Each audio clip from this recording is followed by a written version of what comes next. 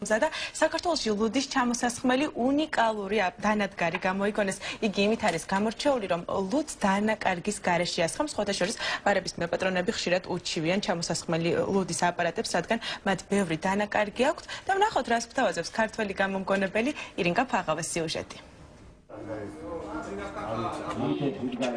ერტო პორტუგალიურად ახლოს ნიშნავს, ხოლო საქართველოში ახალი და უნიკალური ლუდის ჩამოსასხმელი დანადგარის სახელია. შოთა პერტია ამ დანადგარზე 3 წელი მუშაობდა. ასებული დანადგარებისგან განსხვავებით, რომელთა გამოყენების დროს ბევრი ლუდი იკარგება, ახალი გამოგონება ლუდს უდანაკარგოდ ასხამს. ერტოთი უკვე უცხოეთშიც დაინტერესდნენ. შავშან გავაკეთე განაცხადი, საერთაშორისო, საიდანაც მოვიდა დადებითი პასუხი, რომ ეს არის სიახლე.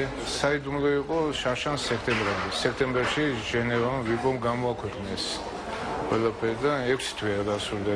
იყო რაღაც მოწერები, მაგრამ ისეთი სერიოზული შემოთავაზება არ ყოფილა. ჩამოსასხმელი აპარატი ჯერჯერობით მხოლოდ ერთ ბარში საცდელი ვერსიით დგას და ამით ბარმენებიც და კლიენტებიც კმაყოფილები არიან.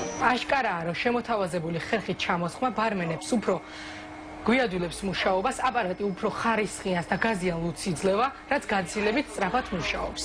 შოთა პერტია მისი პროექტის საკპატენტში რამდენიმე თვის წინ წარადგინა. დანადგარი 174 ქვეყანაში გამოიკვლიეს და დაადგინეს, რომ მსგავსი აპარატი არ არსებობს. საინტერესო გამოგონება, ჯერჯერობით გადის ეროვნულ პროცედურებს, მე სურვილი აქვს, რომ საერთაშორისო გავრცელებაც ნახოს.